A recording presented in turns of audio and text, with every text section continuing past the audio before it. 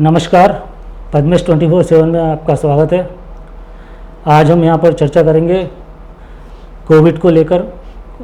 Covid जहाँ तक आप जानते हैं कि पूरे विश्व में अपना रौद्र रूप दिखाए हुए है और इसका परिणाम है कि आज लाखों की संख्या में हिंदुस्तान में और विदेशों में मौतें हो चुकी है और देश में भी ये अपनी पूरी चरम सीमा पर है।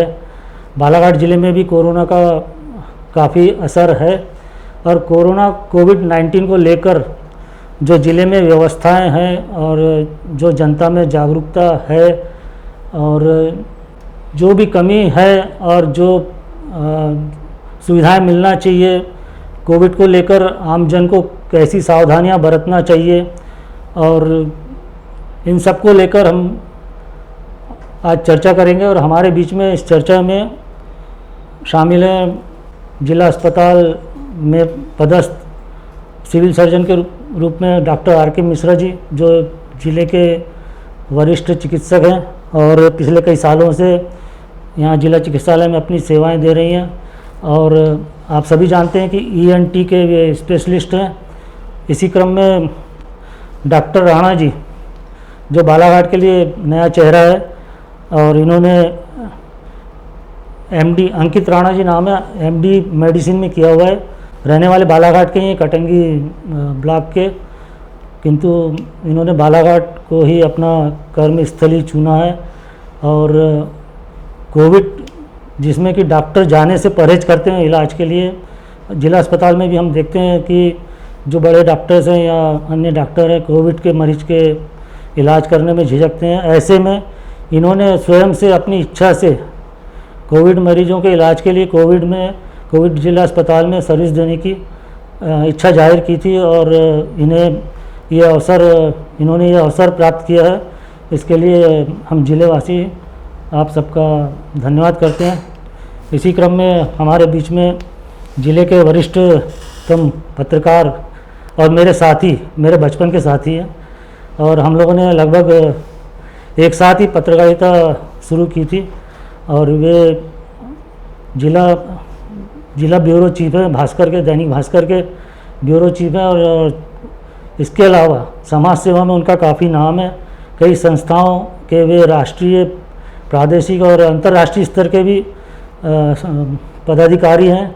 और ख़ासकर कोविड में मैं ये ज़रूर कहना चाहूँगा, जो बालाघाट ज़िले में कोविड चल रहा है, इसको लेकर इन्होंने जो इनके पास पहुँचता है उनको इन्होंने काफ़ी कुछ मदद की है। जिला अस्पतालों में बाहर जो मरीज इनसे संपर्क करते हैं, उनको नागपुर और अन्य स्थानों पर जो इलाज के लिए जाते हैं, तो उनके लिए ये अपनी सेवाएं भी दे रहे हैं कि उनकी हॉस्पिटल्स में उचित इलाज मिल सके और सस्ते में इलाज मिल सके।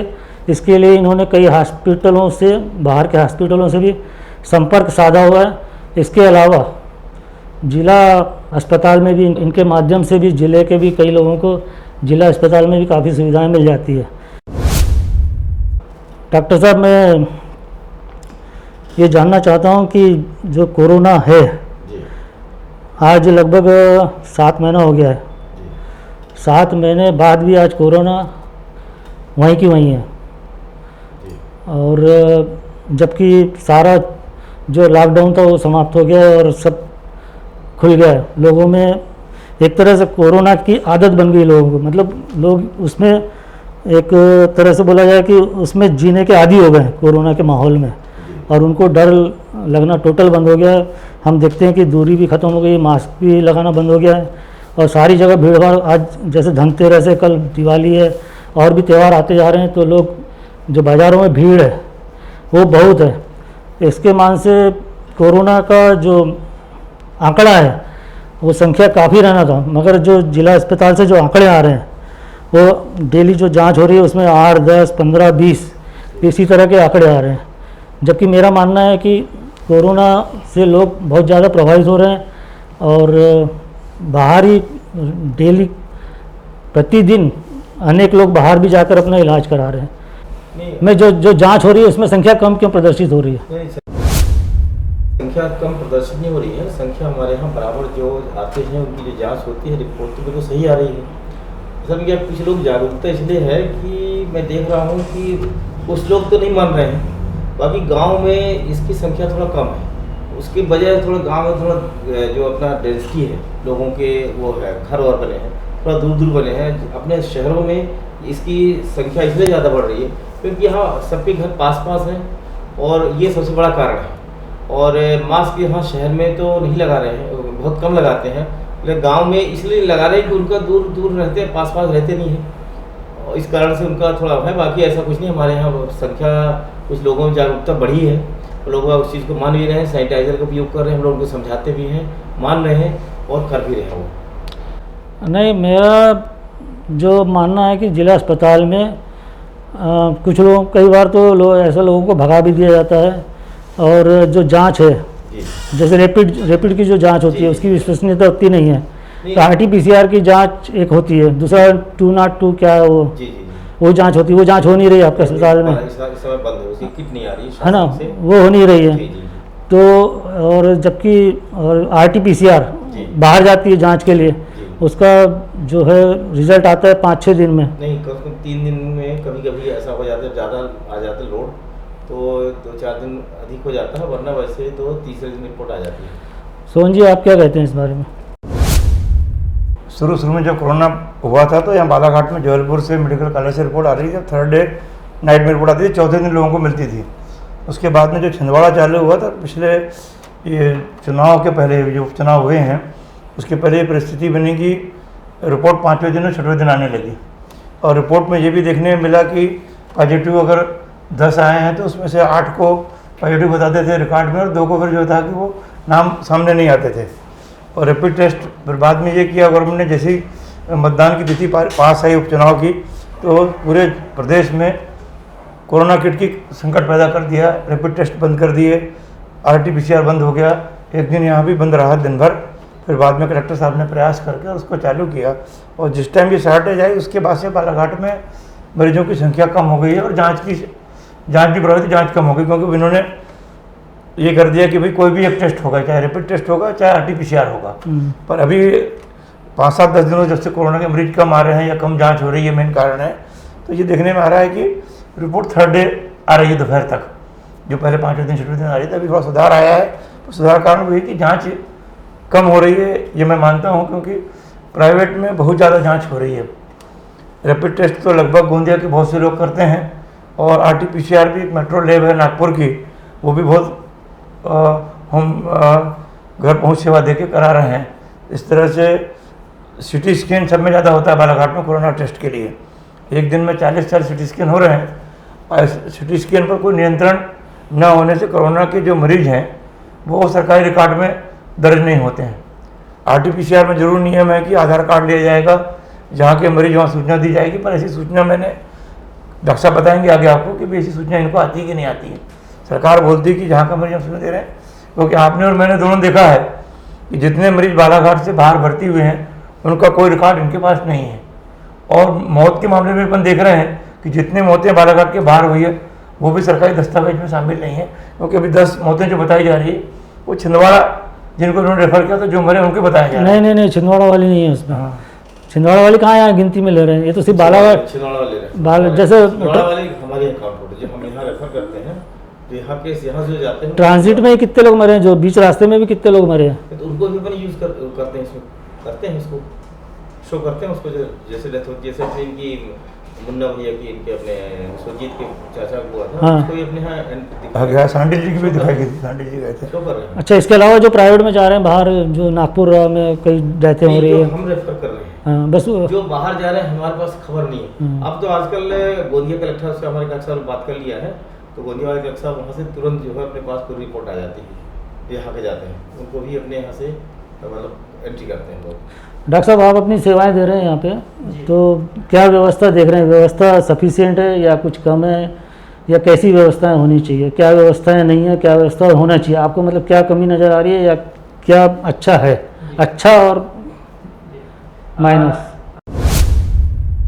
अच्छे और बुरे का हम फैसला तब कर पाएंगे जब हम देखेंगे कि हमने शुरुआत कहाँ से करी है। कोविड-19 के बारे में हम थोड़ा संक्षिप्त चर्चा करें तो कोविड-19 ये जो है ये कोरोना वायरसेस की फैमिली का ही एक वायरस है और ये आज ही इसकी जानकारी को ऐसा ये वायरस नहीं है। ये कोरोना वायरस से संबंधित पहले भी कई सारे एपिडेमिक और लोकलाइज्ड स्प्रेड हुए हैं, जैसे कि 2002 में सीवियर एक्यूट रेस्पिरेटरी सिंड्रोम फैला था। ये भी कोरोना वायरस फैमिली का ही एक वायरस था। फिर उसके बाद में 2012 में मिडिल ईस्ट रेस्पिरेटरी सिंड्रोम वो फैला था। उसके बाद में ये जो अभी हमारे पास में जो वायरस है, ये अभी जो नया पेंडेमिक है, ये SARS-CoV-2 ये एक नया वायरस है कोरोना वायरस फैमिली का ही, जिसे हम पहले से ही जानते हैं जिस फैमिली को।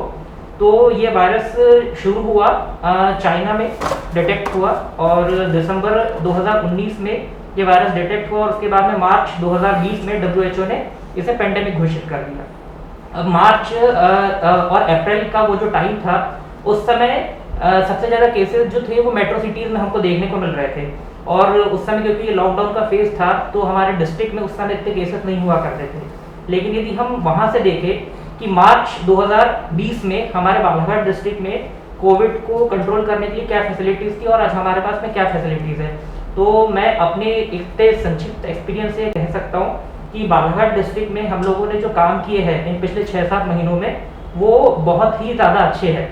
जैसे कि मैं आपको बताऊं, ये जो जितनी भी चीज़ें यहाँ पे हो रही है, जैसे कि डी डायमर टेस्ट है, ये डी डायमर टेस्ट पहले जैसे आपकी नसों में कोई क्लॉट जम जाए, डीप वेन थ्रोम्बोसिस हो जाए, डीवीटी में इसको एक टेस्ट किया जाता था। इस टेस्ट की रिपोर्ट यदि आप उस समय भेजे, यानी प्री कोविड एरा के बाद में बात करूँ तो इसकी रिपोर्ट 3 दिनों में आया करती थी। आज हमारे बालाघाट जिले में कोविड प्रोफाइल के सारे टेस्ट हमारे यहाँ हो रहे हैं। डी डायमर, LFT, RFT ये रूटीन टेस्ट तो होते ही है, साथ में डी डायमर भी हो रहा है हमारे यहाँ पे, CRP हो रहा है और सारे टेस्ट हमारे यहाँ पे डिस्ट्रिक्ट हॉस्पिटल में हो रहे हैं। दूसरी बात ये सुविधाओं के बारे में, तो हमारे डिस्ट्रिक्ट हॉस्पिटल में क्योंकि अभी कोविड का कोई स्पेसिफाइड ट्रीटमेंट पूरे विश्व में कहीं पे भी नहीं है। पूरे विश्व में या फिर आप गोंदिया में देखें या नागपुर में देखें, जिनसे हम यदि कंपेयर करते हैं कि हमारे मरीज यहाँ से वहाँ जा रहे हैं, तो यदि हम इनके बीच में बालाघाट डिस्ट्रिक्ट हॉस्पिटल में जो सुविधा है उनको कंपेयर करके देखें तो हमारे पास सुविधाओं का कोई अभाव नहीं है। क्योंकि इसमें सबसे पहले यदि हम देखें इसमें ट्रीटमेंट में क्या होता है, सबसे पहले पेशेंट को हेप्टी हाइपोक्सीमिया होता है, पेशेंट हमारे पास में 80-70 के सैचुरेशन के साथ में आता है, उसका सबसे पहले हम देते हैं ऑक्सीजन। ऑक्सीजन में भी होता है लो फ्लो ऑक्सीजन और हाई फ्लो ऑक्सीजन। तो यदि हम प्री कोविड एरा यानी कोविड एरा के पहले की बात करें तो उसमें लो फ्लो ऑक्सीजन के डिलीवरी सिस्टम से हमारे पास में क्या नेजल प्रॉन्ग जो कि नाक में हम लगाते हैं, हम कई जगह देखे, टीवी में देखे, हॉस्पिटल में भी कभी हमारे कोई रिश्तेदार एडमिट हुए हैं, तो नेजल प्रॉन्ग से जिससे कि हम 6 लीटर तक के ऑक्सीजन दे सकते हैं। उसके बाद में हम लगाते हैं मास्क जिससे कि हम 10 लीटर तक के ऑक्सीजन देते हैं। लेकिन क्योंकि कोविड में लंग इन्वॉल्वमेंट बायलेटरल होता है, बहुत ज़्यादा लंग इन्वॉल्वमेंट होता है, तो इसमें हमको हाई फ्लो ऑक्सीजन डिलीवरी की ज़रूरत होती है। तो हमारे पास में यहाँ पे हाई फ्लो नेजल कैनुलास भी है जो कि 60 लीटर प्रति मिनट तक के ऑक्सीजन सप्लाई कर सकते हैं। और इसके बाद में हाई फ्लो नेजल कैनुला भी यदि कोई पेशेंट सैचुरेशन मेंटेन नहीं करता है तो नॉन इन्वेजिव वेंटिलेशन के लिए बाईपैप्स की भी हमारे पास में सुविधा है। तो यदि हम ये देखें कि हमने जहाँ से शुरू किया था और आज हम जहाँ पे है, तो हमारी फैसिलिटीज़ में हम लोगों ने जिस तरीके से सुधार किया है वो मुझे लगता है कि इतने कम समय में बहुत काबिल की तारीफ है। और क्योंकि ये पेंडेमिक का टाइम है तो इसमें केवल हम देखें कि यदि हम सोचें कि केवल डॉक्टर या फिर नर्सेज या फिर हॉस्पिटल ही सारी चीज़ों को मैनेज कर ले, तो ये पेंडेमिक का टाइम है, ये केवल हमारी ही बस की बात नहीं है। इसमें हमें समाज का भी उतना ही सहयोग चाहिए होगा, क्योंकि हम यहाँ पे डिस्ट्रिक्ट हॉस्पिटल में रोज देख रहे हैं जो भी हमारे पास में मरीज आते हैं, हम लोग उनसे बात करते हैं, हम उनसे पूछते हैं कि आपको क्या लगता है कि ये वायरस आपको कहाँ से मिला होगा। तो क्योंकि वो अब यहाँ पे इस स्थिति में आया है तो हमको बहुत अच्छी तरीके से बता पाता है कि मैं फलानी जगह शादी में गया था या मैं फलानी जगह फंक्शन में गया था, या हमारे कोई रिश्तेदार को खांसी आ रही थी, सर्दी हो रही थी, फिर भी हम उसके संपर्क में आए। तो हमें समाज का भी पूरा सहयोग चाहिए, क्योंकि पेंडेमिक के टाइम पे हमेशा ही ये देखा गया है कि संसाधनों की कमी होती है, और संसाधनों की कमी की वजह से कई बार होता है कि कोई दुर्भाग्यवश किसी मरीज को समस्या का सामना करना पड़ता है। लेकिन उसमें हम सुधार चाहिए, दिन ब दिन कोशिश कर रहे हैं, और हमारा सारा नर्सिंग स्टाफ, वार्ड बॉय, ये लोग रात दिन मेहनत कर रहे हैं, अपनी जान को जोखिम में डाल करके मेहनत कर रहे हैं। सोहन जी ये बताओ, जब हॉस्पिटल में बालाघाट में सारी व्यवस्था है तो लोग बाहर क्यों भाग रहे हैं? डॉक्टर राणा साहब अभी मेरे ख्याल से 15-20 दिन महीने भर हुआ है इनको आए, और इनको यहाँ की स्थिति नहीं मालूम है। बालाघाट में अभी तक जितना कोरोना का ट्रीटमेंट चल रहा था उसमें कोई ब्लड टेस्ट नहीं होते थे। अभी रिकॉर्ड देखा जाए तो कोई एक्सरे नहीं हुए, मुश्किल 10 एक्सरे हुए हैं 2200 केस में, जबकि चेस्ट एक्सरे जरूरी है क्योंकि हमारे सिटी नहीं है। और कोई डॉक्टर आज तक वहाँ पर कोरोना के लिए जो कॉम्पिटेंट है, जैसे आपने कहा कि हम वेंटिलेटर की जगह क्या आपने सेकंड मशीन जो बताई वाइटर, हाँ वाइटर मशीन का उपयोग भी सिर्फ एक बार एक पेशेंट गुड्डू करके था, तो हमने कलेक्टर साहब को उनका जब लगाया था। तो यहाँ 7 मशीनें या 8 मशीनें वेंटिलेटर का उपयोग किसी डॉक्टर ने किया नहीं, क्योंकि आयुष के डॉक्टर काम कर रहे थे। नहीं, मैंने भी एक बार पूछा था डॉक्टर पांडे साहब से, तो अभी तक कितना उपयोग हुआ ऑक्सीजन वाले मतलब सिस्टम का, तो बोले अभी तक कोई उपयोग नहीं हुआ। ये मतलब यानी जब मैं बीमार हुआ था उसके पहले की बात बता रहा हूँ, और जब से पहले की बात बता रहा हूँ। राष्ट्रीय स्वयंसेवक संघ ने बालाघाट जिले में पूरे देश में कोरोना का जिम्मेदारी अपने सिर पे ली और कलेक्टर के यहाँ मीटिंग हुई, उसके बाद से एक नया फंडा सरकारी मिशनरी ने चालू किया कि हमारे यहाँ पर इतने ऑक्सीजन के बेड हैं, हमारे यहाँ इतने वेंटिलेटर के बेड हैं, पर ऑक्सीजन को छोड़ के ना वेंटिलेटर का उपयोग हुआ ना आईसीयू का उपयोग हुआ। अभी डॉक्टर राणा आए हैं, एक इंजेक्शन जो आप देते हैं खून पतला करने का, वो इंजेक्शन भी शुरू में यहाँ उपलब्ध था, अब महीने भर से वो इंजेक्शन भी नहीं है। जो दवा ट्रीटमेंट होना चाहिए वो ट्रीटमेंट रेडीमेड इंजेक्शन कहीं बालाघाट में लगाए नहीं गए, फ्री फ्लू टेबलेट के बालाघाट में दी नहीं गई, वेरामेंटिन कभी यहाँ पर उपलब्ध नहीं है। सरकारी दवाइयों में ये जोथ्रोमाइसिन, डॉक्सीसाइक्लिन, पैरासिटामोल, विटामिन सी, ये जो और मलेरिया की गोली, इसके अलावा कोई संसाधन यहाँ उपलब्ध नहीं है। ये जरूर है कि ब्लड टेस्ट सारे उपलब्ध हो गए हैं, और मिश्रा सर अब चूँकि सिविल सर्जन हैं और आज आपने इस चैनल में पहल की है, तो अब मेरे को लगता है कि जब यहाँ शासन देके जाएंगे। अभी तक कितना मतलब कितने मरीजों का ब्लड टेस्ट हुआ है? ये जो CD कौन सा CDR बोलते हैं, क्या कितने? हाँ, कोविड प्रोफाइल में जो टेस्ट आते हैं 2200 मरीज प्रतिदिन, क्योंकि अब ये जो जितना भी कोविड प्रोफाइल है, ये करीब 2 हफ्ते पहले से सारे डी डायमर वगैरह अभी हमारे पे अवेलेबल हुए, और हम लोगों ने एक ऐसा अपने यहाँ पे सेंटर में ऐसा प्रोटोकॉल बनाया है कि हमारे यहाँ पे जो भी मॉडरेट सीवियरिटी के पेशेंट्स आते हैं, जो अभी जैसे अभी की कंडीशन में देखें तो हमारे 6 पेशेंट्स हैं, तो यदि हमारे यहाँ पे मान लीजिए कि आज एडमिशन हुए 4 पेशेंट्स के, तो हम अर्ली मॉर्निंग उन सारे 4 पेशेंट, तो पेशेंट के ऊपर डिपेंड करता है, यदि हमारे पास 6 पेशेंट हो गए तो 6 टेस्ट जाएंगे, यदि 4 हो गए तो 4 जाएंगे, लेकिन हम सारे नए पेशेंट्स का कोविड प्रोफाइल। यदि कोई गंभीर मरीज यहाँ बालाघाट में रहे तो क्या आपके हॉस्पिटल में बच जाएगा? क्या कहते हैं? गंभीर मरीज के लिए तो कोई गारंटी तो कहीं नहीं है। नहीं, कैसे नहीं है? मतलब जिसका मतलब जैसे अभी तो जितना भी चल रहा है ये देख भी रहे हैं, और जितने अधिकतर अभी ठीक हुए हैं पेशेंट अपने। एक मरीज का मैं जिक्र कर रहा और सीरियस था, वो उसको बाहर जाने के स्थिति नहीं था। देखिए कोविड में क्योंकि अभी कॉज ऑफ डेथ जो है कई बार severe acute respiratory distress syndrome होता है, और सेप्टिक शॉक में पेशेंट जाता है, कई तरीके के कॉज ऑफ डेथ है जो कि भी एकदम पूरी तरीके से डिफाइंड नहीं है, अलग अलग स्टडीज़ में अलग अलग चीज़ें बातें आती है। मैं आपको, मेरा क्योंकि संक्षिप्त अनुभव है यहाँ पे काम करने का, मैं आपको अपने एक पेशेंट का जिक्र करना चाहूँगा। एक पेशेंट है रामपाली की, एक लेडी थी, हमारे यहाँ पे वो 15 दिन रही, अभी 7 दिन पहले वो हमारे से डिस्चार्ज होकर के गई थी। तो उनका CT सीवियरिटी स्कोर के हिसाब से हम सीवियरिटी निकालते हुए जब हमारे एडमिट हुए थे तो उनका CT सीवियरिटी स्कोर 24 था, 25 में से 24 था। और फिर उसके बाद में जो भी हमारे यहाँ पे उपलब्ध ट्रीटमेंट था वो हमने उन्हें दिया, उनके वाइटल्स वगैरह को मॉनिटर किया, और पेशेंट की कंडीशंस और हमारी जो मेडिसिन और हम लोगों ने जो उपचार दिया, उसके बाद में वो पेशेंट यहाँ पे 95% saturation without at room air के साथ में हमारे से डिस्चार्ज हुई। और उन पेशेंट का अभी तक हम फॉलोअप ले रहे हैं, डिस्चार्ज होने के बाद में भी 7 दिन तक के वो अपने घर में स्वस्थ है। डॉक्टर राणा, मैं बोलूँगा 15 दिन की बात है कि अभी आपने ट्रीटमेंट चालू किया है। 15 दिन के पहले जो 2000 मरीज आए हैं, उन मरीजों जो ठीक हो गए हैं उनमें से 20% मरीजों की स्थिति ऐसी होने वाली कि उनकी जान को खतरा है। क्या आप जानते हैं कि फेफड़े में इन्फेक्शन होने के बाद कोरोना से मरीज तो ठीक हो जाता है, उसके बाद जो तकलीफ आती है फेफड़े पर, और उसके बाद जो मरीज परेशानी को भुगत रहा है, जैसे कि हमारे एक युवा CA देवेंद्र कौशल जी थे, उनका 20 स्कोर आया और उनको नागपुर ले जाने के टाइम में और उनकी डेथ हो गई। तो इस तरह से जितनी बालाघाट के बाहर कम से कम 25 से अधिक डेथें हुई है जो सरकारी रिकॉर्ड में नहीं है, जो यहाँ से गोंदिया नागपुर इलाज के लिए गया, ट्रांजिट में जिनकी मौतें हुई। तो ये जब पढ़े लिखे लोग, पैसे वाले लोग, संपन्न लोग जो बाहर इलाज करा रहे हैं, उनकी स्थिति ऐसी है, तो जो गरीब लोगों ने इलाज कराया है आपके आने पर, जिसकी जानकारी आपको नहीं है, आप खुद बता रहे हैं कि 15 दिन पहले हमारे यहाँ कोई प्रोफाइल का कोई टेस्ट नहीं होता था, और टेस्ट आने के बाद में सिविल सर्जन साहब को भी अनुभव है कि यहाँ जो 2 पैथोलॉजी डॉक्टर हैं वो डॉक्टर बैठे रहते हैं, कोई टेस्ट के लिए प्रयास नहीं करते। मैंने भी एक मरीज के टेस्ट के लिए निवेदन किया था, सर ने खुद ने बोला तो उन्होंने टेस्ट उसका किया ही नहीं।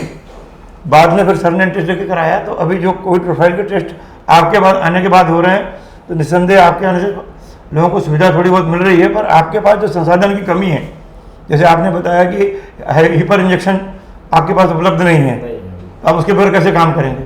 आपके पास अच्छी मेडिसिन एवरामेंटिन चाहिए। जब आपके पास व्यवस्था नहीं तो यहाँ मरीज एडमिट होकर करेगा क्या? वो तो सीधा है फिर, मतलब यहाँ पे जैसे आपको इंजेक्शन देना है रेमडेसिविर, वो इंजेक्शन आपके पास नहीं, शासन नहीं दे रहा है, और आप मार्केट से लेने के लिए तैयार नहीं है कि हमारी बदनामी होगी। प्रशासन, जिला प्रशासन बोलता है कि हम किसी को मार्केट से लेने बोलेंगे तो अस्पताल की बदनामी होगी। तो जो आदमी यहाँ 20,000 रुपये की दवा लेकर ठीक हो सकता है, उसको 2 लाख रुपये देना पड़ता है। आपके अस्पताल के 6 लोग गोंदिया और भंडारा में जाके इलाज कराएं, जो आपके यहाँ का स्टाफ है, सरकारी स्तर का परमानेंट स्टाफ है। तो ये स्थिति कि आपके स्टाफ तक को बाहर जाना पड़ रहा है इलाज के लिए, क्योंकि आपके पास 4 ही दवाइयाँ देने के लिए, कि पैरासिटामॉल है, एंटीबायोटिक में आपके पास इजिथ्रोमाइसिन है, और आपके पास डॉक्टरसाइक्लिन है। स्थिति बिगड़ने में इतने से तो काम चलता नहीं है। स्थिति बिगड़ने का प्रयास होना चाहिए। हमारे यहाँ ये निर्देश है शासन के अभी कि जब ऐसी स्थिति गंभीर रहे तो उसको जो है तो यहाँ पे सुविधा नहीं होने के कारण से अपने को रेफर कर दिया था मेडिकल वाले, वहीं पर छिंदवाड़ा में तो और व्यवस्था खराब है। छिंदवाड़ा में तो और व्यवस्था खराब है बोलते हैं। नहीं, यहाँ से तो जो गए तो कुछ तो सीरियस जो थे वो तो नहीं हो पाए, बाकी तो अधिकतर आ रहे हैं। तो सीरियस वालों की तो बात है डॉक्टर साहब, जैसे रहते तो मतलब नागपुर भी नहीं बच पा रहे हैं। और नहीं, यदि प्रॉपर उसको समय पर ट्रीटमेंट मिल जाए तो जैसे मैं मेरा बता रहा हूँ, मैं बीमार हुआ यहाँ पे, है ना, आपके मैंने सैंपल दिया 1 तारीख को, है ना, मैंने फिर 3 तारीख को चेस्ट एक्सरे वो कराया, CT scan doctor Shukla ji का, तो उस समय स्कोर 5 आया, है ना। फिर उसके बाद मैं आपके हॉस्पिटल में संपर्क करते रहा कि रिपोर्ट मेरी आ जाए तो मैं बाहर कहीं शिफ्ट हूँ, क्योंकि मेरा बढ़ते जा रहा था वो स्कोर। उसके बाद 5 तारीख को फिर मैंने CT स्कैन कराया तो और बहुत बढ़ गया था, फिर 10-12 करीब हो गया था।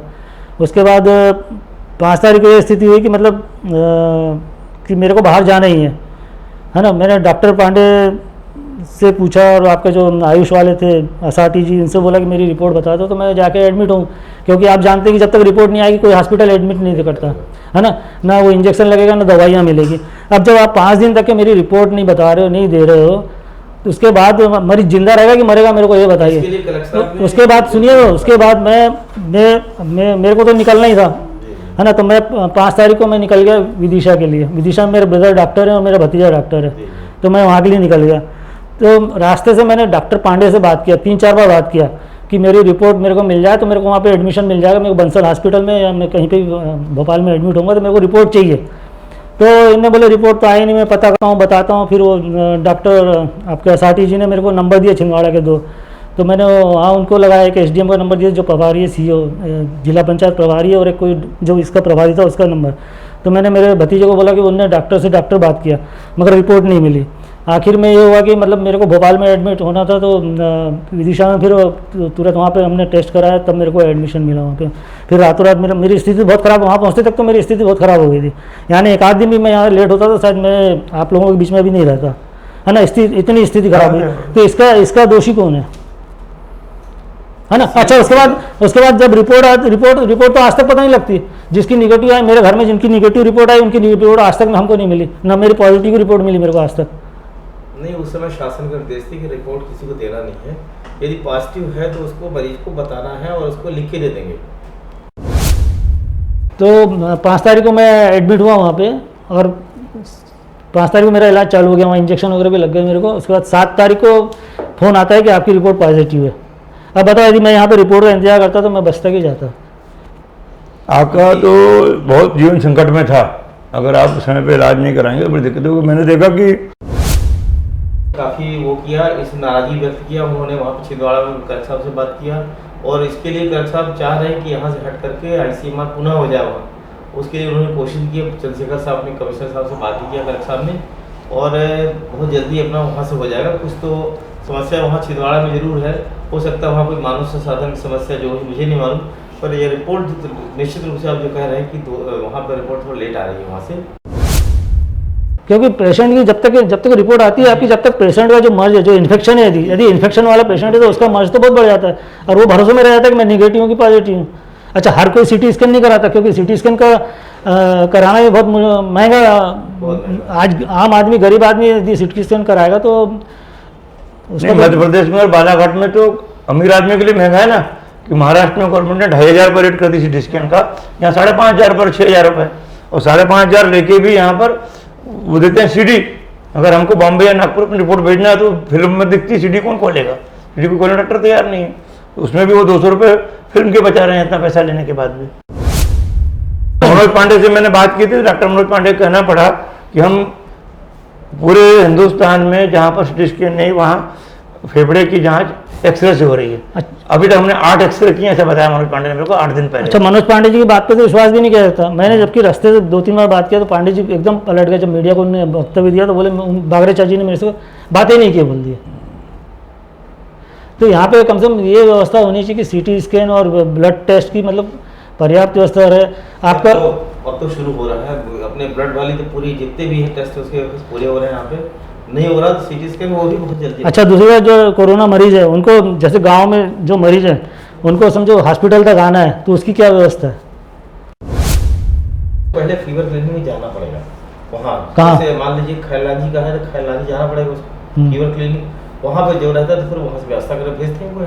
क्योंकि हाँ, हमने कुछ दिन पहले न्यूज़ में नहीं आते आया था। 108 से ले आते हैं। नहीं 108 वाले नहीं लाते, 108 वाले नहीं लाते। हमने आपको पद्मेश 24/7 में एक लांजी हॉस्पिटल का जो डॉक्टर का रिकॉर्डिंग है वो न्यूज़ पे भी चला था कि एक पेशेंट था, उसको लांजी हॉस्पिटल आना था तो उसने बोला 108 एम्बुलेंस को तैयार नहीं लाने को, तो वहीं के डॉक्टर ने बोला था कि एक काम करना, आप 108 में फ़ोन करो और 108 वाले को ये मत बोलना कि मैं कोरोना पॉजिटिव हूँ, ये बोलना कि मेरे पेट में दर्द है इसलिए मेरे को जाना है हॉस्पिटल। ये वीडियो भी न्यूज़ में भी आया है। डॉक्टर, आपके डॉक्टर खुद बोल रहे हैं कि पेशेंट को कि आप बोलो कि मेरे पेट में दर्द है तब वो 108 वाला लाएगा। नहीं, ये तो हमारे संज्ञान में तो नहीं है। बाकायदा न्यूज़ चली है पद्मेश न्यूज़ में। और मैक्सिमम मरीज 108 से आ रहे हैं, ऐसा आपका कहना है ना?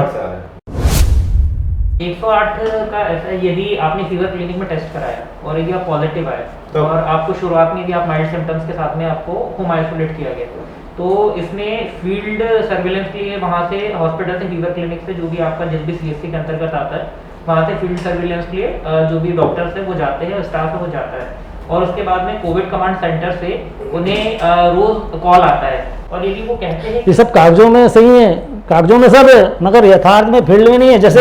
जैसे कोई किसी घर के मेंबर यदि पॉजिटिव आ गया तो उसके बाकी मेंबर को टेस्ट कराना जरूरी है, कोई खबर नहीं जाती या कोई उनको प्रेशर नहीं किया जाता कि मतलब आप भी जाके टेस्ट कराएं करके। नहीं, यहाँ कराने को बोला जाए तो कराते ही नहीं।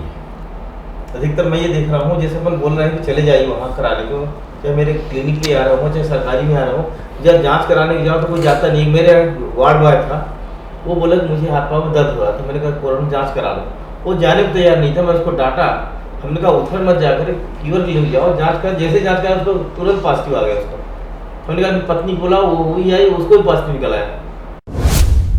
प्रशासन में मतलब प्रशासन का वो होना चाहिए कि मतलब संबंधित व्यक्ति जो अपने घर के पूरे मेंबरों की जांच कराए, जहाँ पॉजिटिव निकल गया एक आदमी आप, क्योंकि आपकी सूची में आ गया वो, तो प्रशासन की तरफ से प्रेशराइज होना चाहिए कि मतलब प्रेशराइज कोई जाता नहीं। पहले तो था उस समय जब शुरू में जब ये इस पर बंदिश थी, उस समय जिसको कलेक्टर साहब चाहते थे, कलेक्टर साहब जैसे शासन के निर्देश थे, उनको सब कराना है तो करवाते थे सब। जैसे ही छूट खत्म हुई वैसे कोई बोलने को कैसे बोलेगा, बोलता है तो कल खड़े हो जाते हैं, लड़ने चले जाते हैं, सुनते नहीं कोई। कलेक्टर साहब भी उसमें कुछ नहीं कर सकते। अनलॉक 5 के बाद स्थिति थोड़ी बिगड़ी है कि जनता जागरूक नहीं है, कोरोना को लेकर तैयार नहीं है, ये सबसे बड़ी समस्या है। यहाँ जैसे एक चीज़ है, अधिकतर लोग समझदार हो गए, अपने से भी आ रहे हैं और फीवर क्लिनिक को अपने से कोई बुलाने नहीं जा रहा। जिनको थोड़ा सी समस्या है तो सीधे फीवर क्लिनिक आ जाते हैं। पर अभी मैं ये देख रहा हूँ कि मेरे अथवा हमारे अन्य चिकित्सक गणों को बताने के बावजूद भी वो बिल्कुल नहीं जाते, करने को तैयार, बल्कि उधर भाग जाते हैं घर। जहाँ मतलब कोरोना क्लिनिक में जाओ, फीवर क्लिनिक में जा करके सीधे घर चले। अच्छा, मैंने देखा एक समस्या और रहती है, जैसे कोविड के पेशेंट जो रहते हैं, कोई बड़ा डॉक्टर वहाँ आता नहीं, मतलब उस सेंटर में आता नहीं जहाँ कोविड पेशेंट एडमिट रहता है। नहीं, कोई बड़ा डॉक्टर जो सीनियर डॉक्टर, बड़ा डॉक्टर जो स्पेशलिस्ट डॉक्टर हो, कोई अभी जा रहे हैं पहले जब से क्या है समस्या क्या तो जो जूनियर डॉक्टर रहते हैं, जो जूनियर डॉक्टर रहते हैं वो जाते हैं, या मरीज को हाथ भी लगाएगा तो या तो नर्स लगाएगी, जो मतलब टेस्ट वेस्ट करना है, ब्लड प्रेशर देखना है या करना है। ये तो देखते कोई हैं नहीं, मैं इनकी बात नहीं कर रहा हूँ, मैं एक जनरल बात कर रहा हूँ, भजन लहरे था, मैं जनरल बात कर रहा हूँ। अभी ये तो अभी आए घर, अभी ये तो अभी आए, इसके पहले नहीं भजन लहरे तो जाते थे, देखते थे डॉक्टर भजन लहरे। भजन लहरे खुद कोरोना पॉजिटिव हो गए थे, बीच में कुछ व्यवस्था ही नहीं थी, और उनकी सोसाइटी खुद बोलते थे कि पूरा काम हम आयुष वाले कर रहे हैं, डॉक्टर हमारे यहाँ छूते नहीं। डॉक्टर मनोज पांडे ने मेरे को बताया कि हमारे को डॉक्टर जाने को तैयार नहीं है, हमारे डॉक्टर की कमी है, हमारे 4 डॉक्टर पॉजिटिव हैं। तो अभी ये जो 2 नए लड़के आए हैं, ये थोड़ा काम कर रहे हैं। अब इनकी जिम्मेदारी बनती है कि अभी जो नए मरीज आ रहे हैं, इनकी जान बचाने के लिए आप लोग अपना समय दें, और सरकारी साधन जितने हैं उसमें एक तो ब्लड टेस्ट प्रॉपर होना चाहिए। हाँ, पूरे ब्लड टेस्ट आप लोग कराएं, और कोई दिक्कत आती है तो आप मिश्रा जी से भी बात करें, इनडायरेक्ट में आप हमको बताएं, मीडिया को, ताकि हम आपकी बात को आवाज़ को उठा सकें। एक्सरे वगैरह भी प्रॉपर होना चाहिए मरीजों का, टाइम टू टाइम। एक्सरे जितने भी अभी अनिवार्य एक्सरे और ब्लड टेस्ट तो अनिवार्य कर देना अच्छा, चाहिए। एक्सरे कितने दिन में करते हैं जैसे मरीज जो एडमिट होता है? एक्सरे हमारे यहाँ पे जनरली अभी क्या है, बहुत सारे पेशेंट्स ऐसे आते हैं जिनको ऑक्सीजन रिक्वायरमेंट रहता है, तो मैक्सिमम लोगों के HRCT किए हुए होते हैं। तो ऐसे पेशेंट्स का हम लोग ऑन स्क्रीनिंग एक्सरे नहीं करवाते।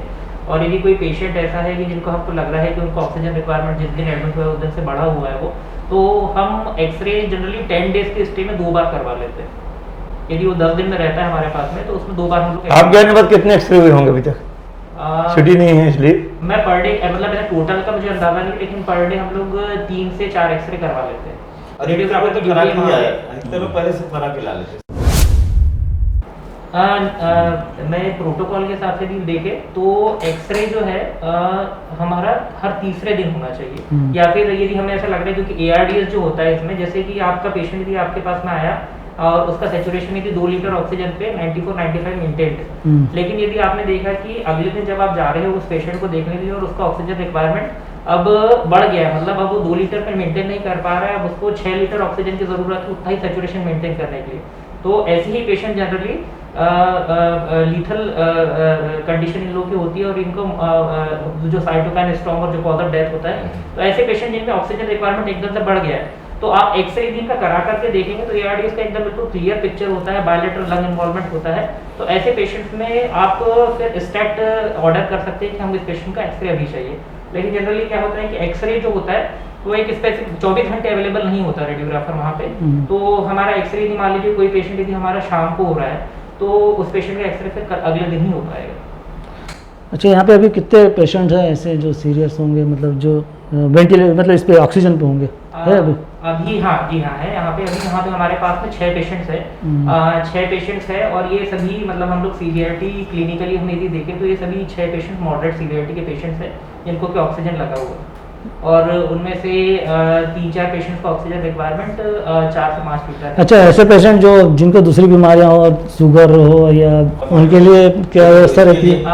अभी जैसे जिनकी कोमॉर्बिड कंडीशंस है, जैसे कि शुगर है, किसी पेशेंट को डायबिटीज़ है, और हम यहाँ पे भी मतलब यदि हम अपने बालाघाट का यदि हम अनुभव देखें तो हमारे पास में जनरली जो पेशेंट्स आ रहे हैं जिनका मतलब जो एकदम बिल्कुल बेकार कंडीशन में आ रहे हैं और सीवियर कंडीशन में आ रहे हैं, उनमें से करीब आप 10 में से 6 मरीज डायबिटिक नॉन डायबिटिक रहते हैं, और उनमें से अधिकतर लोग जो है गाँव से हमारे पास में पेशेंट काफ़ी आ रहे हैं, और मेरे को तो ऐसा लग रहा है कि शहर से ज़्यादा गाँव से पेशेंट्स आ रहे हैं। और जो डायबिटिक पेशेंट्स है, और इसमें एक ट्रीटमेंट है हमारा स्टेरॉइड्स का बहुत अच्छा रोल है, स्ट्रॉन्ग एविडेंस दिए है रिकवरी ट्रायल ने कि यदि आप स्टेरॉइड देते हैं तो बहुत सारे पेशेंट्स रिकवर करते हैं, और हमारे पेशेंट जिनको क्योंकि सीमित संसाधन है लेकिन हमारे पास में स्टेरॉइड्स की कोई कमी नहीं है, तो स्टेरॉइड देने के बाद में स्टेरॉइड इंड्यूस्ड हाइपरग्लाइसीमिया होता है, तो हमारे को उसको मैनेज करने के लिए इंसुलिन हमारे पास में रहता है, तो इंसुलिन की हमारे पास में मतलब स्टॉक में कमी नहीं रहती है, तो उसको मैनेज हम इंसुलिन से ही करते हैं। और यदि कोई पेशेंट पहले से डायबिटीज़ के लिए कोई मेडिसिन ले रहा है और साथ में यदि ट्रीटमेंट के दौरान उसका हम लोग RBS चेक करते हैं, ग्लूकोस्ट्रिक्स हम लोगों के पास में अवेलेबल रहती है, ऐसा यदि 2 से 3 बार भी हम लोग ले तो ख़त्म नहीं होती, तो स्टॉक रहता है, तो उस हिसाब से फिर हम लोग देख करके मैनेज कर लेते हैं। डॉक्टर साहब ये बताएं कि जो ये लगभग 2,500 मरीज गवर्नमेंट रिकॉर्ड में और 1,000 मरीज प्राइवेट, 3,500 मरीजों ने बालाघाट में कोरोना पॉजिटिव पाए गए हैं। आपके आने के पहले लगभग इसमें 25 मरीज होंगे जिनको उपचार मिला ही नहीं, सिर्फ ये 4 दवाइयाँ दी, नॉन सिम्टम बताया, उनको ठीक हो गया, या छिंदवाड़ा भेज दिया, मर गए या बच के आ गए या फिर बाहर चले गए। तो इन मरीजों में कितने % लोगों को फेफड़े की शिकायत, एम्फीबेरिया की शिकायत आ सकती है। जैसे WHO बोलता है कि 20% मरीजों को मान लीजिए प्रॉपर ट्रीटमेंट नहीं मिला, जैसे आपने बताया ऑक्सीजन का सिचुएशन कम ज़्यादा हो रहा है, ऑक्सीजन हमने प्रॉपर नहीं दिया, स्कोर का 20 हो गया, 25 हो गया, 30 हो गया, डेथ तो नहीं हुई, तो ऐसे क्या मरीज अब आने वाले समय में इनको तकलीफ आ सकती है क्या? जी हाँ, बिल्कुल। क्योंकि फाइब्रोसिस इसमें जो हम लोग HRCT की जो फाइंडिंग्स रहती है उसमें आप लोग देखेंगे अभी आप जैसे आपने बहुत सारे पेशेंट्स के लिए मदद की है, मुझे इस बारे में जानकारी है, तो उसमें एक फाइंडिंग लिखी हुई होती है bilateral ground glass opacity lung involvement में। तो वो जो ग्राउंड ग्लास ओपेसिटी होती है जो हम लोग डेक्सामेथासोन स्टेरॉइड देते हैं तो वो रिवर्सिबल होती है। लेकिन यदि कोई पेशेंट हमारे पास में यदि मान लीजिए कई सारे ऐसे अनअटेंडेड पेशेंट होते हैं जो 5 दिन 6 दिन 10 दिन तक के अपने घरों में रहते हैं, फिर हमारे पास में यदि वो आते हैं तो यदि इसके बाद की जो सेकंड स्टेज होती है उसमें जो एक्सुडेट जो जमा हुआ और उसमें वो जम गया और वो फाइब्रोसिस हो गया, तो फाइब्रोसिस चाहे इसकी वजह से हो चाहे किसी और दूसरी बीमारी की वजह से हो, फाइब्रोसिस इज ऑलवेज इरिवर्सिबल, उसको आप रिवर्ट नहीं कर सकते। तो आपके लंग फंक्शंस में आपकी जो लंग की कैपेसिटी है वो कम होगी और आगे आने वाले समय में हमारे पास में ऐसे कई सारे मरीज आएंगे जिनको परमानेंट ऑक्सीजन थेरेपी की ज़रूरत पड़े, या फिर जिन लोगों का जो ये है एक्टिविटी ऑफ लाइफ है वो कम हो। तो आगे आने वाले समय में पल्मोनरी फंक्शन टेस्ट और एक चेस्ट फिजिशियन के पर्सपेक्टिव से आप देखें तो आगे आने वाले समय में, क्योंकि फेफड़ों की बीमारी पहले हम लोग जनरली उन लोगों में देखा करते थे जो बहुत क्रॉनिक स्मोकर है और काफ़ी लंबे समय तक के वो लोगों ने स्मोकिंग की है, लेकिन अब आगे आने वाले समय में हमें ऐसे मरीजों की संख्या बहुत देखने को मिलेगी जो रिकवर हुए हैं लेकिन अब उनको फेफड़ों की समस्या है, अपना काम नहीं कर पा रहे हैं, चलने फिरने में उन लोगों को परेशानी हो रही है। और ये भी है कि यदि किसी पेशेंट को ऐसा होता है तो उसकी जो एक्चुअल लाइफ है वो पहले की तुलना में कम हो सकती है, कम हो। तो डॉक्टर साहब इस बात से सहमत हैं कि जिन मरीजों को प्रॉपर इलाज नहीं मिला है आपके आने के पहले और संसाधन नहीं थे, जैसे ब्लड टेस्ट अभी चालू हुए हैं, बिना संसाधन के न हमको CRP के बगैर मालूम पड़ेगा सूजन आ रही है, D-dimer नहीं हो तो ब्लड का हमको नहीं मालूम पड़ेगा, KFT LFT वगैरह तो पहले होता था यहाँ पे। कोविड के प्रोफाइल टेस्ट नहीं होने से जो अभी 2500 लोगों को में से अगर 20% लोग भी प्रभावित होते हैं तो बालाघाट में कम से कम 500 आदमी ऐसे होंगे उमेश जी की जिनको लाइफ रिस्क नहीं, है। इसके साइड इफेक्ट तो बहुत है, बोलते हैं जो दवाइयाँ जो स्टेरॉइड देते हैं उसके साइड इफेक्ट तो बहुत है। और ये जो जिनको मतलब ज़्यादा बढ़ गया है जिनका, उनका ये सब दवाइयों से बाद में सब इफेक्ट आएगा, बोलते हैं किसी को कोई इफेक्ट आएगा, किसी को कुछ इफेक्ट नहीं, आएगा। वो टेम्परेरी रहता है, यदि अपने दवाइयों से जो है टेम्परेरी इफेक्ट है उसका, तो महीने 2 महीने में आदमी रिकवर हो जाता है। उमेश जी मेन दिक्कत ये है इसमें कि जिनका इलाज प्रॉपर नहीं हुआ है, जिनको रेमडेसिविर इंजेक्शन लगना था, फेविक्विक लगना था, जिनको फेफड़े की ऑक्सीजन प्रॉपर लगना था, बिना लगे वो ठीक हो गए, ठीक तो हो गए। ICMR की गाइडलाइन में ये है रेमडेसिविर का कोई रोल है ही नहीं, मना कर रहे, इसलिए शासन जो है तो इसको हमारे यहाँ प्रोवाइड नहीं कर पा रहा है। बात ये है ICMR जब तक नहीं करेगी तब तक हम लोग उसको यूज जरूर कर रहे हैं, प्राइवेट डॉक्टर सब कर रहे हैं यहाँ पे। ये रेमडेसिविर इंजेक्शन को ICMR लागू नहीं, शासन मींस ICMR गाइडलाइन ही शासन मानता है। ICMR में ये नहीं है कि आप इसका कोई रोल नहीं है, इसका भी नहीं, प्लाज्मा थेरेपी का कोई रोल नहीं है। एक बहुत बड़ी ट्रायल हुई थी, मल्टी कंट्री ट्रायल की है, सॉलिडेरिटी ट्रायल ऐसे कहते हैं। तो सॉलिडेरिटी ट्रायल का जो एक इंटरिम एनालिसिस हुआ था और उसका जो रिजल्ट आया था वो आया था अक्टूबर में, तो 16 अक्टूबर 15-16 अक्टूबर के आसपास। उसमें हमारे यहाँ पे जो कंडक्टिंग बॉडी थी WHO, ये मल्टी कंट्री ट्रायल थी, तो हमारे की जो कंडक्टिंग बॉडी और लीनियर बॉडी थी वो थी ICMR। तो वो जो उसके इंटरिम एनालिसिस के जो रिजल्ट्स आए थे तो उसमें ये पाया गया था कि रेमडेसिविर का माइल्ड, मॉडरेट और सीवियर किसी भी तरीके की सीवियरिटी वाले कोविड डिसीज में उसका कोई रोल नहीं है। फिर उसके बाद में ही WHO ने जो सॉलिडेरिटी ट्रायल का ये इंटरिम एनालिसिस मतलब एक प्रीलिम मतलब एक कंक्लूड नहीं किया उन्होंने, फिर उसके बाद में उन्होंने अगले ही दिन एक स्टेटमेंट दिया।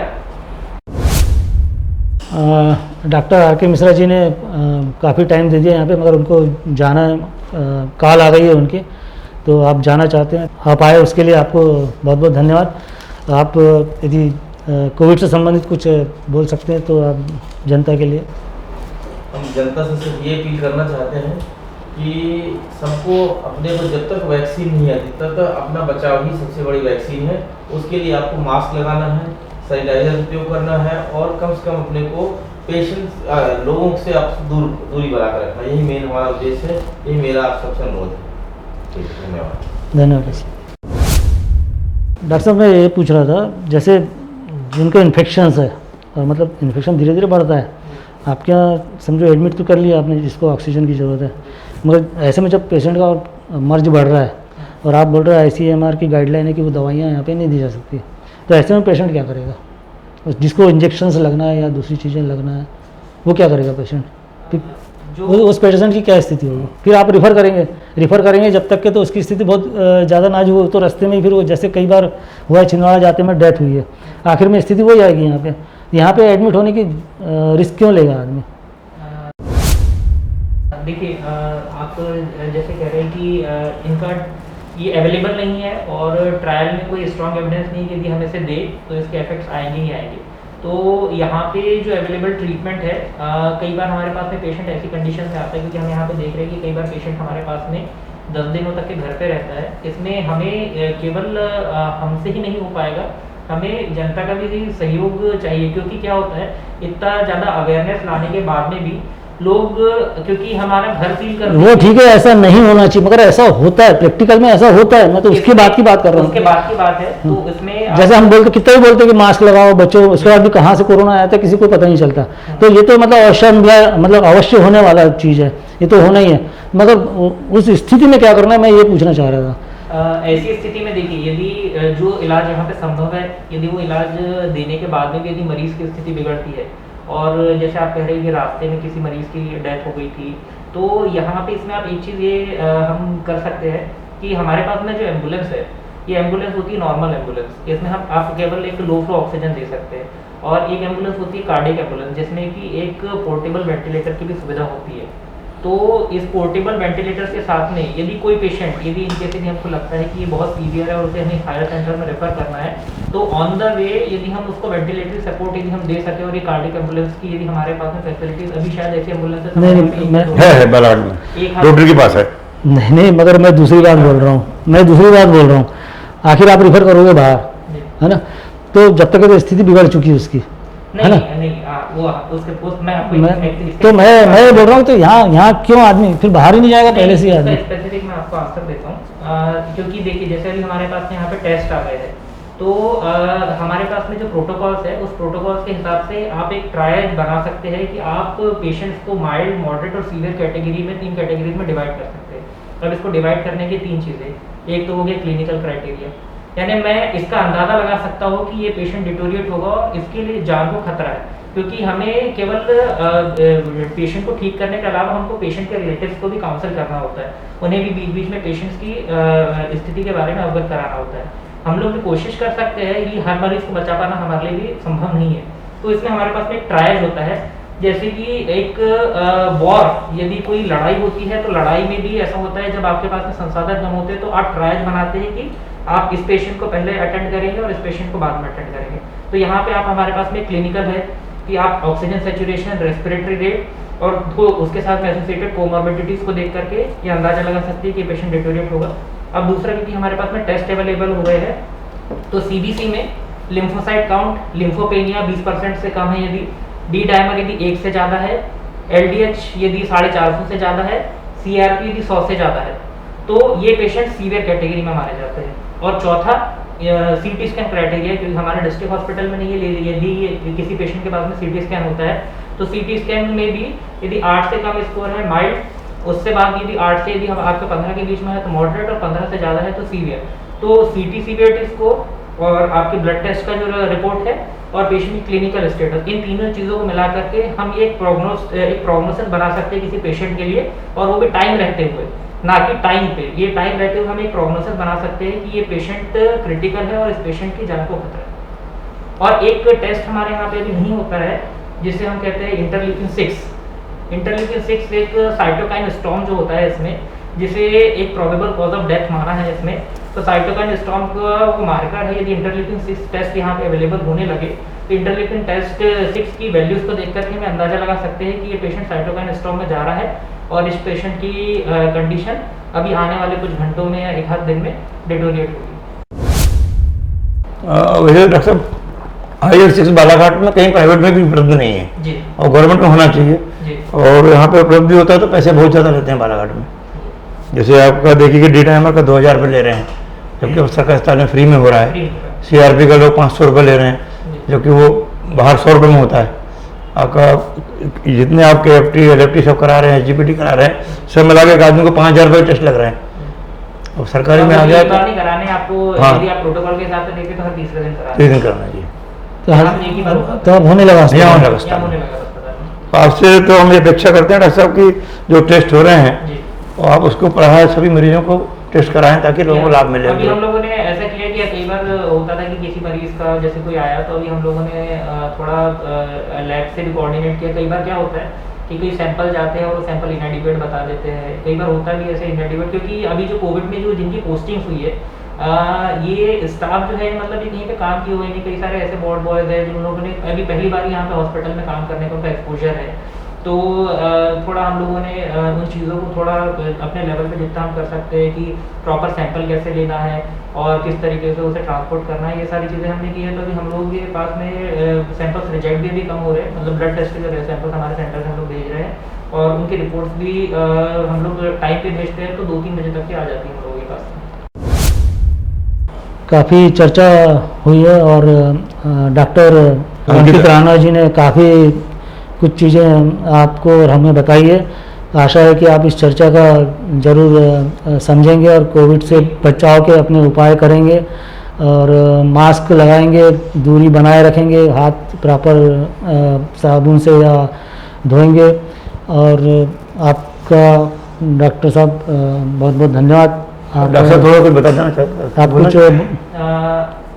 मैं एक आपका माध्यम से मैं एक सभी जो भी हमारी जनता है हम लोगों का अवेयरनेस जो है वो है, लेकिन उसके बाद में भी हम ये देखते हैं कि लोग प्रिकॉशंस को फॉलो नहीं करते। तो मैं एक दो चीज़ें ये ऐड करना चाहता हूँ कि हमारे पास में कोविड का भी कोई स्पेसिफिक इलाज नहीं है, लेकिन यदि कोविड जल्दी डिटेक्ट होता है तो उससे हम काफ़ी हद तक के उसको सीरियस कैटेगरी में जाने से हम लोग बचा सकते हैं पेशेंट को।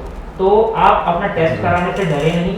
यदि आप अपना टेस्ट कराते हैं जल्दी तो आप इस चीज़ से ना डरे कि हम लोग यदि टेस्ट करा लेंगे तो हम लोगों के घर में कोई आएगा नहीं, हम लोग आइसोलेट हो जाएंगे, हमारा घर सील कर दिया जाएगा। ऐसा कुछ नहीं है। कोविड से डरे नहीं, टेस्ट कराने से डरे नहीं। टेस्ट कराने के फायदे ये है कि यदि आप अपना टेस्ट करा लेते हैं, जल्दी करा लेते हैं, तो आप अपने आप को जल्दी आइसोलेट करेंगे। आप अपने घर वालों दूसरे जो मेंबर्स हैं उनको रिस्क में नहीं डालेंगे। और दूसरा ये कि यदि आप अपना टेस्ट करा लेते हैं तो आप यदि माइल्ड कैटेगरी के यदि पेशेंट है तो आपको कोई उठा करके पकड़ करके कोई हॉस्पिटल ले जाएगा, ये डर मत पालिए, क्योंकि अब होम आइसोलेट हो रहे हैं सभी पेशेंट। यदि आप लोगों को कोई कोमॉर्बिडिटी नहीं है तो आप इससे डरे नहीं। यदि आपको थोड़े बहुत भी सिम्टम्स आते हैं जैसे कि बुखार है, खांसी है और आप किसी कोविड पॉजिटिव पेशेंट के संपर्क में आए, आपको पता है, तो आप टेस्ट कराने से डरे नहीं। सबसे पहले फीवर क्लिनिक जाए, टेस्ट कराए, क्योंकि इससे आपको फायदा है, आपके घर में जो बुजुर्ग लोग हैं उनको फायदा है और आप यदि जल्दी ठीक हो जाते हैं तो आपके आने वाले समय में भी आपका जो जीवन रहेगा वो अच्छा रहेगा। अब इस चर्चा को हम लोग यहीं पे विराम देते हैं और आप लोगों को और हमें काफ़ी जानकारी आपसे डॉक्टर अंकित राणा जी से और डॉक्टर मिश्रा जी से मिली। और सोनवत जी आपका भी बहुत बहुत धन्यवाद, आपने काफ़ी समय दिया यहाँ पे। और अंकित राणा जी आपका भी धन्यवाद, आपने आपको बहुत धन्यवाद, जनता तक अच्छी जानकारियाँ दी। और सोहन जी से खासकर ये कि आपने कोरोना में मरीजों की बहुत सेवा की है, भविष्य में भी इसी आशा के साथ कि आप तो चूँकि समाज सेवा से जुड़े हुए हैं और निरंतर कर रहे हैं, उसके लिए भी आपको काफ़ी साधुवाद है। और नमस्कार। पद्मेश 24/7 में हमने आज ये चर्चा की है। आपको ये चर्चा कैसी लगी, आप अपने सुझाव और अपनी जो भी बात है आप पद्मेश 24/7 में ज़रूर हमें बताएं। धन्यवाद। जय हिंद।